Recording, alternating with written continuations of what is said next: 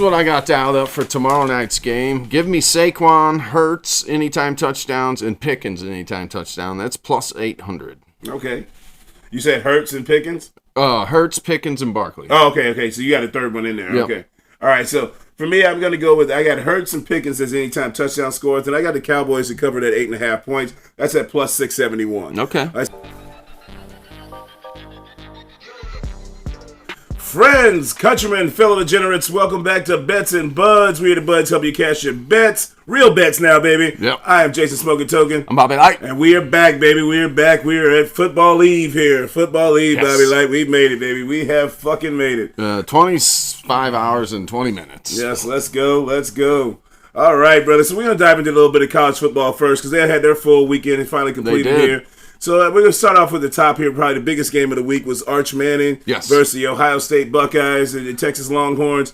They went down to Ohio State, and it was a tight defensive matchup. It was a tight game. Under definitely hit on that one, 14-7. Buckeyes pulled that win out. Arch Manning did not look good. No, he looked bad. He's the only one that hit on the bets I made, though. Really? He got his over on rushing. I missed on Jeremiah Smith. So yeah, he was. It was not a good performance by Arch. But I mean, when you look at a lot of the performance, it was a very tricky. You got Matt Patricia's at the defensive coordinator there at Ohio State now, so they put a lot of tough looks for him. But the most disconcerting part of it was he missed a lot of open passes. Yes, and his arm angles and just some of the decisions. Very erratic for being a Manning. Yes. I mean, from a fundamental standpoint, it was very erratic for being a Manning. But, I mean, if you were listening to the news cycle this week at all, I didn't know this, but I guess he played against 2A class football players, not even the top of Louisiana. Oh yeah, when he played Louisiana Monroe. I mean, the other team he played that came in against was another smaller I school. watched one of those videos, and you could definitely tell that he just physically he was better than. Oh yeah, I mean that probably and the team as a whole. You know, I mean, so the product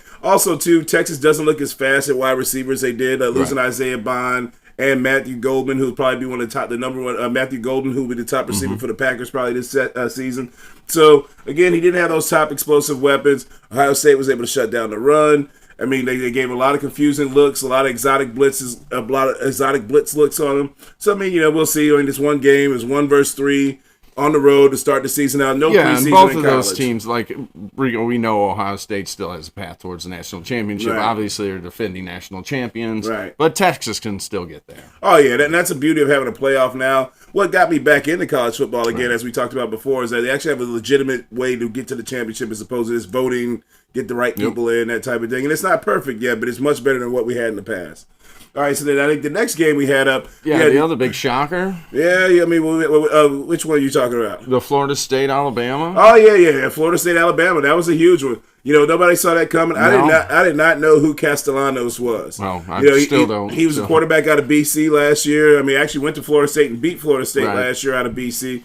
Got transferred to Florida State. I mean, he's pretty much got that program flipped upside down. When Florida State looked like Florida State again. Yes. Alabama did not look like Alabama. No. I mean, they weren't playing physical. They got bullied pretty much. Lackadaisical play looking. Too, oh yeah, I mean, it was very. I mean, and that's the everybody's thing. seen the clip of number 18, looking like he's going. I mean, I don't know what he was. I mean, it's like complete half speed, but that's the problem. Like when people always say, coaching doesn't matter. As far as when it comes to, you can get all the talent in the world, but when you don't run your program with urgency and discipline and structure, you're going to get that byproduct of things like that, and it doesn't show up until it shows up. When you get in those type of games and somebody smacks you in the mouth, and you don't know how to answer it. I mean, and there were a lot of whispers about players getting DoorDash at 1 a.m. the night before the game, and a lot of different things. That's not a good look. Yeah, that's just not a good look, not a good sign. So I mean, Florida State looks like they're going to be back, and then with that being said, Miami edged out Notre Dame, which in a tough game. I wasn't happy about it because being a Notre Dame fan, but Miami looks like they're going to be rolling this year too as well. Carson Beck looks a lot better. That quarterback position for them. Yeah, I mean, coming off of Cam Ward's season last year, they brought in Carson Beck, so I mean, I think he's going to have a nice season there. Miami has a bunch of dogs and a bunch of athletes there. So the Florida teams look like they're back. Right. And college football is always better when those Florida teams are always playing well. It seems like something's missing. That's what we grew up with. So. Yeah, I mean, it always seems like something's missing. When you don't have Miami, Florida State, Florida in the conversation for being big powerhouses, it just seems like there's something off with college football because they got the players there year after year. Somehow, some way, they're letting them out of the state. when they're not competing and contending. So, I mean, they look good as far as, and Miami look good. I mean, I was happy with Notre Dame fighting in there, hanging in there on the road game. They'll be fine. Yeah, they'll be totally fine. I mean, their schedule's not tough. So, I mean, like that loss that happening at this early in the season, they run the table that more than likely will be a college football and they're playoff independent team. anyways. Right, so. exactly. So, I mean, they'll be more than likely be a college football playoff team unless they have a horrible Northern Illinois loss like they did last year. Yeah, I mean, if they do something like that could sink them. But even then, if they do it early, they could still rise from the ashes. Right, exactly. But I mean, so like college football is going to be very exciting this year. And the big story of the week was Monday night. I thought you were going to say Thursday night with Mizzou just powering over Central Arkansas. 61 to 7. Nobody cares. If they didn't do that to Central Arkansas, it'd be shame. That's the thing. Everybody's getting on Missouri for playing a game like that, but everybody plays a game like that. And Missouri actually did the thing they're supposed to do. Yeah, well, I mean, like Florida played Long Island, right? University, wherever the hell that is. So I mean, like again, at the end of the day, everybody's going to have one of those games on their roster. Sometimes that's kind of like the college equivalent of having a preseason game when you go and play one of those cupcake games at the start of the season.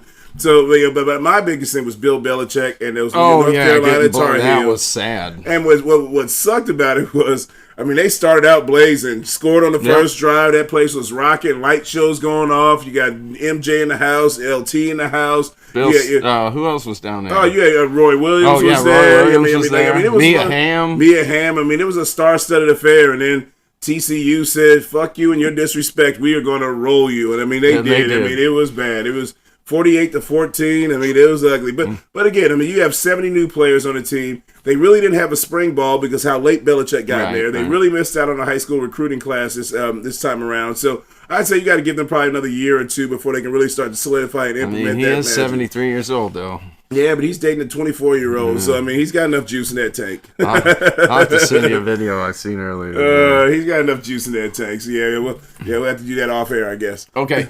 Yeah, no, I can't show this one on air. It'd be copyright infringement anyways. The other Missouri actually has a test coming up this weekend. They play Kansas, so I mean it's an old school rivalry. It hasn't been played since 2011, since Missouri pretty much right before they left the Big 12. Right before they left the Big 12 for the SEC.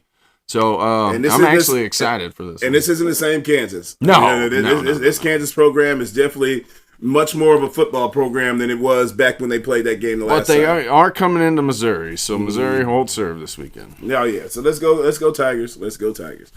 All right, so let's go ahead and dive into the slate here because we got a full slate for week one, baby. This is what we've been waiting for all season. Was it 258 days since the last time we've been able to go to this? So 50, too long. Yeah, way too long. So, all right, so we're going to start out with Thursday night. We got the Cowboys versus the Eagles for banner hanging night, which the Eagles said they're not going to be paying attention to. So let's see what happens. Let's see, after the big Micah Parsons trade, see what the defense looks like. Right. I'll be excited to see what the offense looks like with George Pickens being interjected into that. So it's going to be an exciting game. So I got 8.5 is what the Cowboys are underdogs at. Yes, I have 8.5 too. It's fluctuating 8.5, 7.5 currently. But I give me them 8.5 points. This is a division game, first game of the season. You never know, is everybody going to mel or mesh right, gel or mesh right? I think this is going to be a little closer. Don't get me wrong. The Eagles have the potential to just blow the doors off the Cowboys. It's happened before. We've seen it before. But I'll take the 8.5 points. That's the highest spread out of any. Yeah, that's the highest spread of the week, and I will take that 8.5. I'm going to take that 8.5 too, Bobby. I'm going to take the 8.5 too. Obviously, I'm going to take the money line for the Eagles. Yes. I think the Eagles will still pull this game out. Yeah, they seem focused that they want to repeat as a Super Bowl champion again. So I think it's going to be a lot closer game than that 8.5 points. And the over/under was at 47.5. I like the over on that one. I like the over as well on that one. So we're total agreement. Would you get 47.5 too? Yep, 47.5. All right, so the books kind of seem aligned right now. All right, so next up we got the YouTube game. That's going to be the Chiefs and the Chargers. That's going to be a great game. Start playing down in Brazil. Yeah, Sao Paulo again. Yeah, so the one thing we don't know about is what the field conditions are going to be. I know that last year Jordan Love ended up getting injured on that field. Kind of hindered him most of the season. So let's see hopefully the field conditions are a little bit better this time around. Chiefs are 3-point favorites in this game. Who do you like, Bobby? I actually like the Chargers to win this one. This is de facto home game for the Chargers. I know that doesn't mean shit because they're playing in Brazil.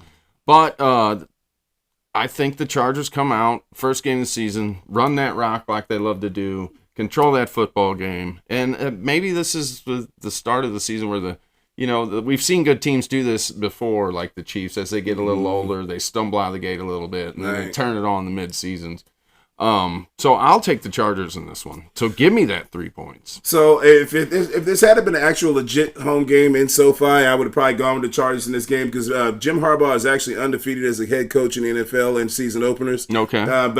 Because it's in Brazil, I'm actually going to go with the Chiefs on this one. I think that Super Bowl left a bad taste in their mouth. They were embarrassed. They were humiliated. They've got a lot to prove. They got a much improved offensive line. So I like the Chiefs to cover that, win the game. And then the under's at 46.5. I like this being an under. I like this being a dirty matchup. I like the under as well. Give me the under in this game for sure. All right. So the only thing we got different is on who's going to win this game here. All right, so then next up, we got the Giants at the Commanders. Giants and Commanders, 5.5-point favorites. The Commanders are at home. For me, going in this game, man, I think the Giants are going to be a lot better than what people think as far as the team-wise. Russell Wilson's going to be able to produce enough offense for him to stay in games and stay competitive. That pass rush and that front seven that the Giants have is going to be dangerous. Oh, it's still legit, without a doubt. I like the Giants to cover that 5.5 points, but the Commanders to get the game. Game. And I like the under at 45.5. All right. Well, we are total just because I've given them 6. I take the Commanders to cover that. I like the Commanders to win this game, obviously, but give me the over 45.5. Okay. This one. All right. Well, I like that the books are both staying kind of close as far. I mean, pretty much aligned with what the over unders are. All right, so next up we got the Panthers at the Jaguars. The Panthers are the Jaguars are at home. They're 3.5-point favorites. 3.5-point favorites at home. They announced what Travis Hunter's role is going to be on the team. He's going to be a starting receiver and going to be a backup, probably nickel corner coming in, and I kind of say some sub packages. I still like it though because that interception still counts. Yeah, exactly. Yep. So I got him in one of my leagues too as well. I had to draft him. I was like, you know what, just gonna have. I just want to see what it turns out. Yeah, that little Joker chess piece that you never know what you might get out of it.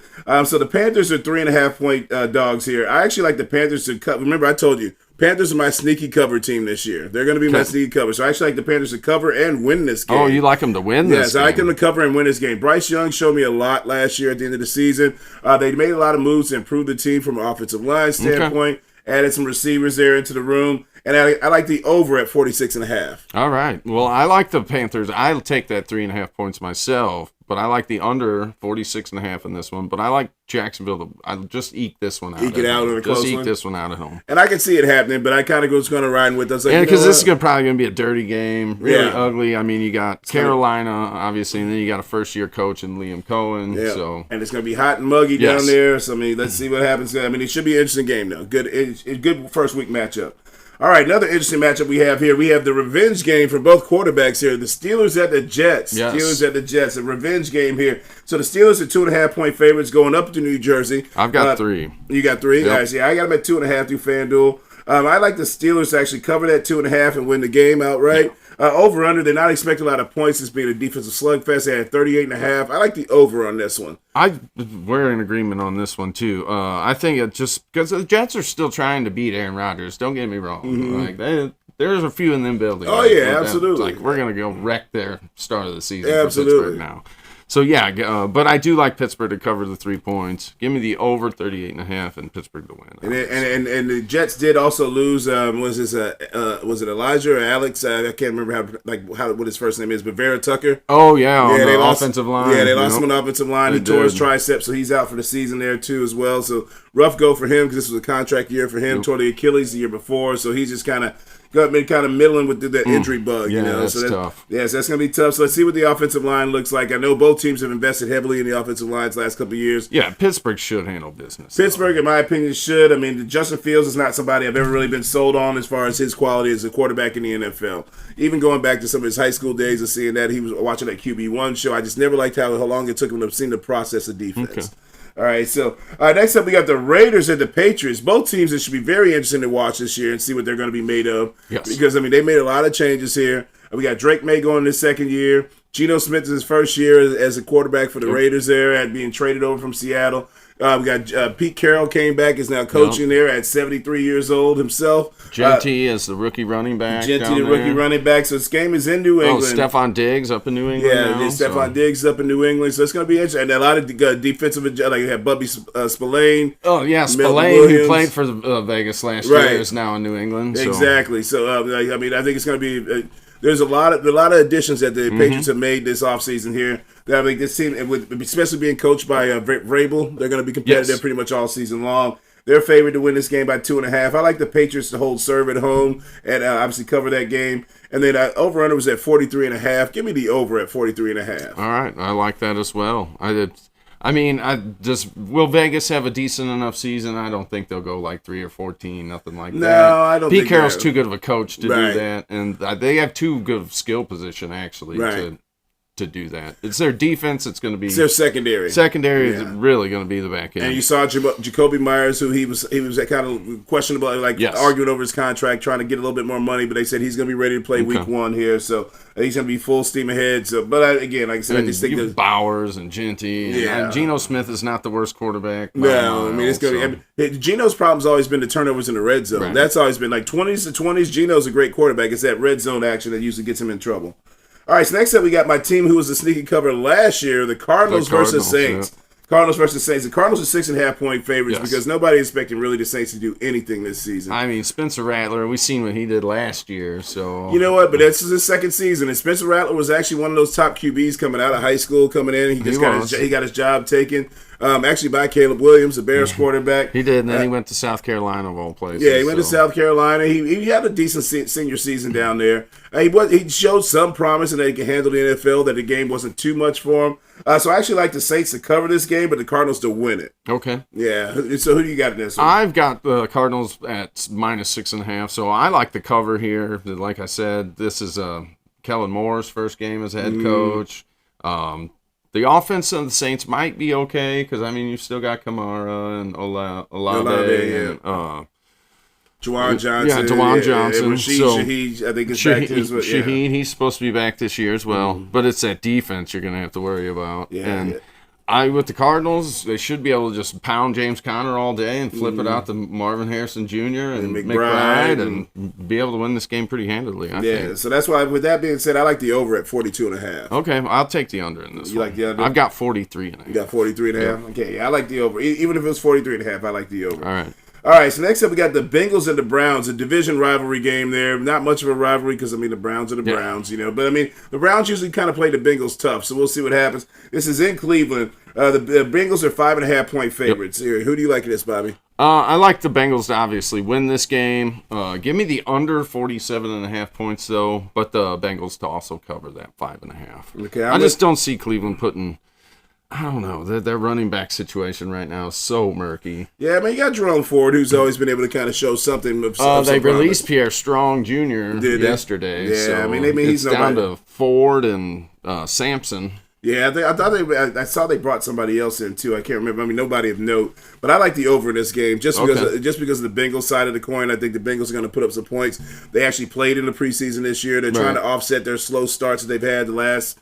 However many years under Zach Taylor. Burrow got popped on that first drop back. Right, exactly. Absolutely destroyed. Yeah, but he's actually going into the season healthy here. They've actually got some reps in going into the season. So I like the Bengals actually probably go win this game running away. All right. So then next up here we got the Dolphins at the Colts.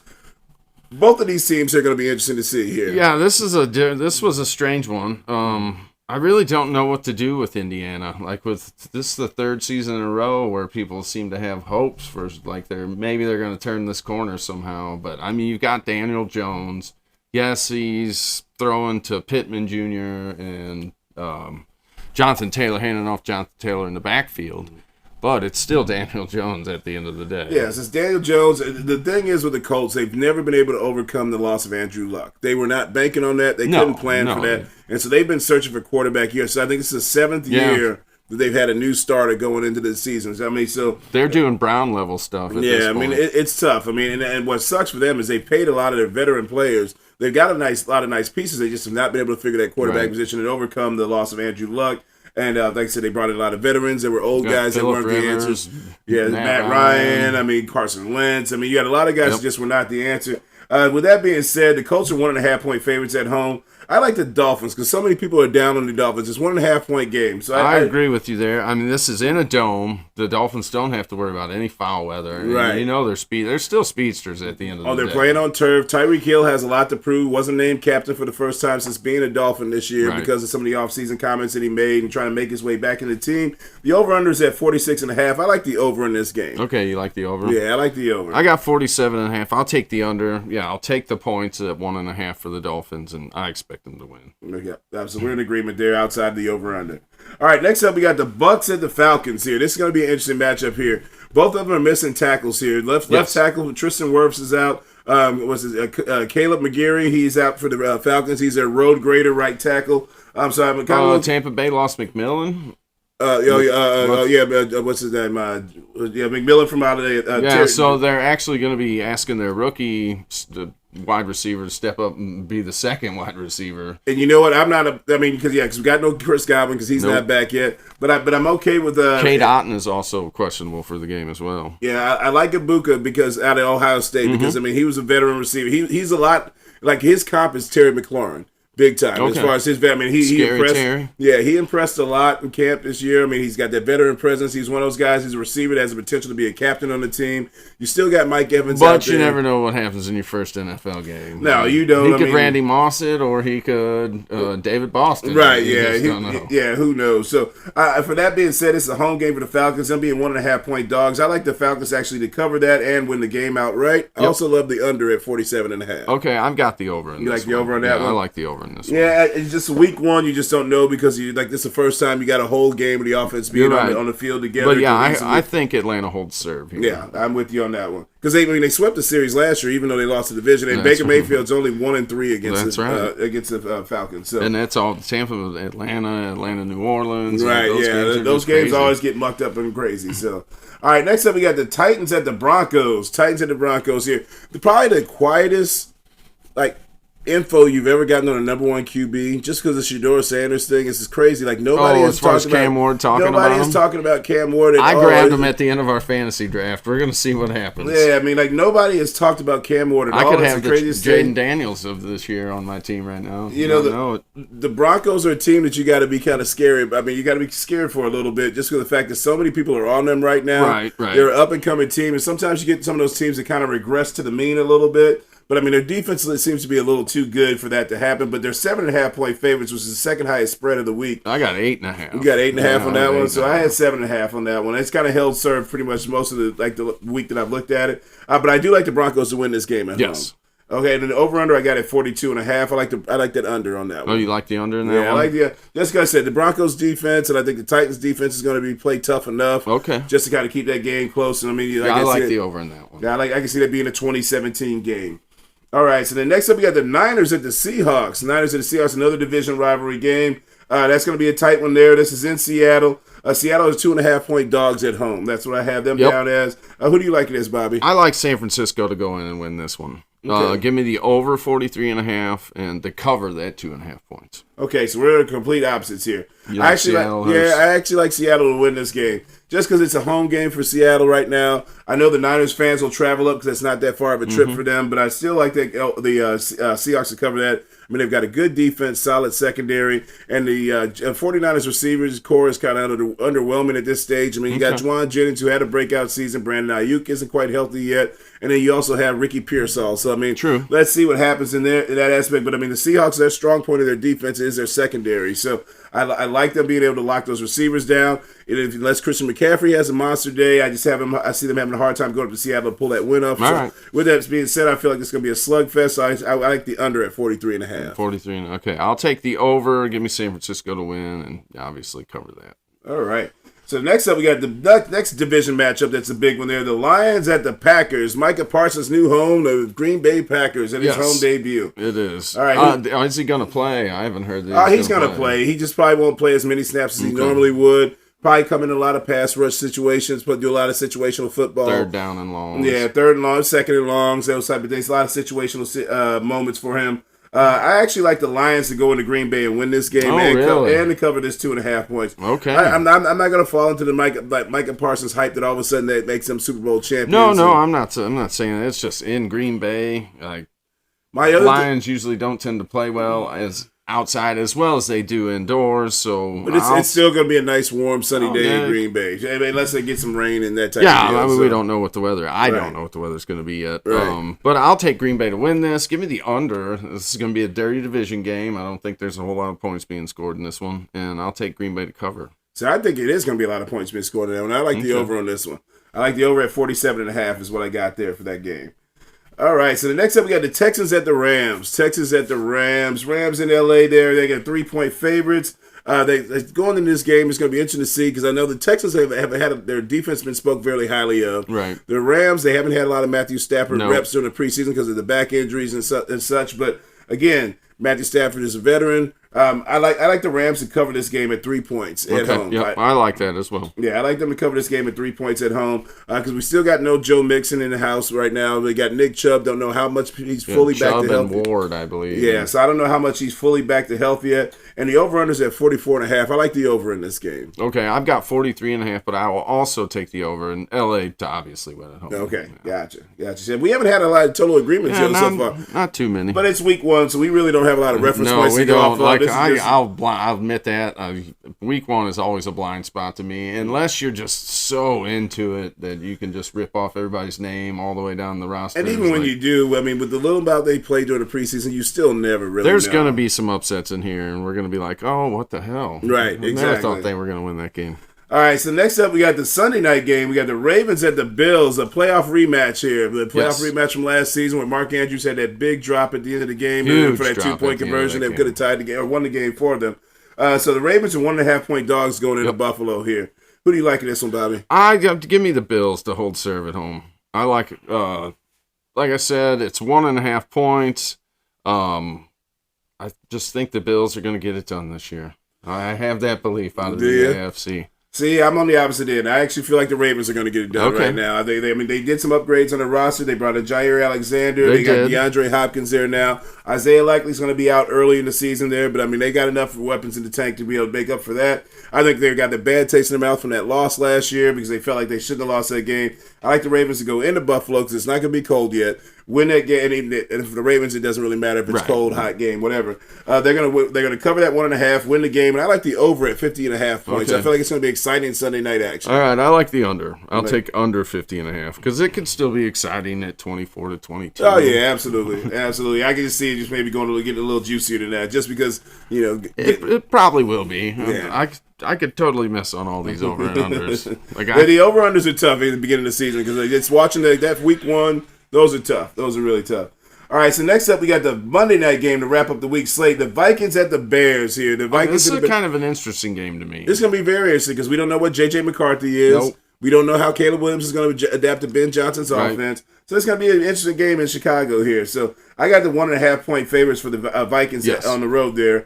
I actually like the Vikings to cover this game and win outright. And I like the under at 44.5. Okay, you like the under? Yeah, I like the under at 44.5, being a division rivalry slugfest. All right, I've got 43.5, and I'll take the over in this one. Okay. All right, so somebody's gonna be ahead. Yeah, somebody's gonna be ahead nicely here. So, all right, you got it. What's your parlay action you got, Bobby? Oh, this one I got dialed up for tomorrow night's game. Give me Saquon, Hurts anytime touchdowns, and Pickens anytime touchdown. That's plus 800. Okay.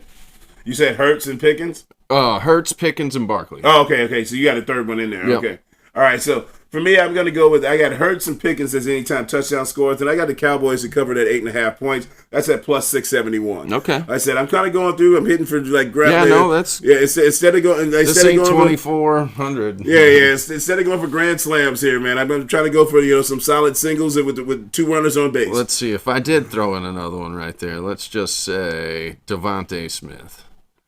That kicks it up to 3,300. Yeah, just that fourth leg on that parlay. And as we've been doing this a couple years now, you just find that's really, really tough to do. It really is tough to do.